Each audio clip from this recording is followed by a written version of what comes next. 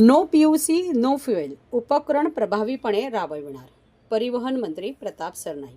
भविष्यातील पिढीला प्रदूषणमुक्त पर्यावरण देण्यासाठी सध्याच्या पिढीने स्वतःवर पर्यावरणपूरक काही निर्बंध घालून घेणे गरजेचे आहे। या उद्देशाने प्रत्येक वाहनाला दिले जाणारे प्रदूषण नियंत्रण प्रमाणपत्र पीयूसी हे वैध असणे गरजेचे आहे।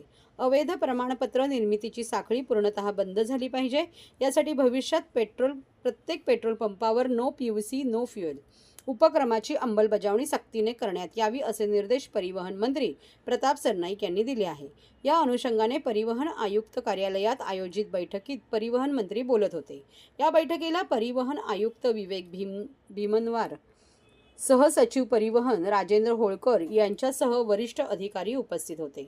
मंत्री श्री सरनाईक म्हणाले, राज्यातील प्रत्येक पेट्रोल पंपावर सीसीटीव्ही कॅमेऱ्याच्या आधारे इंधन भरण्यासाठी येणाऱ्या प्रत्येक वाहनाचा वाहन क्रमांक तपासला जाऊन म्हणजे स्कॅन केला जाईल, जेणेकरून त्या माध्यमातून संबंधित वाहनाचे प्रदूषण नियंत्रण प्रमाणपत्राची वैधता कळेल।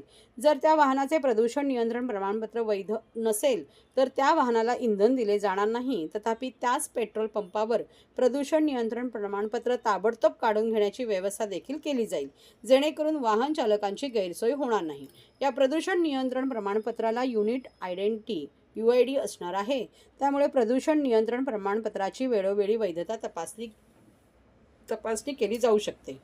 भविष्यात वाहन विक्री करणाऱ्या शोरूम व वाहन दुरुस्ती करणारे गॅरेजमध्ये देखील प्रदूषण नियंत्रण प्रमाणपत्र देण्याची व्यवस्था करण्यात येईल, जेणेकरून रस्त्यावर चालणारे प्रत्येक वाहन हे वैध प्रदूषण नियंत्रण प्रमाणपत्र असलेले असेल, ज्यामुळे प्रदूषण पातळी कमी करण्यास मदत होईल।